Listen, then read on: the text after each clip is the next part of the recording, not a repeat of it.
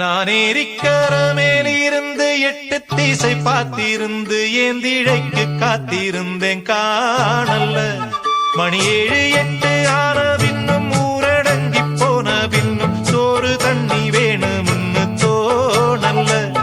என் தெம்மாங்கு பாட்ட கேட்டு தெங்காத்து ஓடி வந்து தூதாக போக வேணும் அக்கறையில.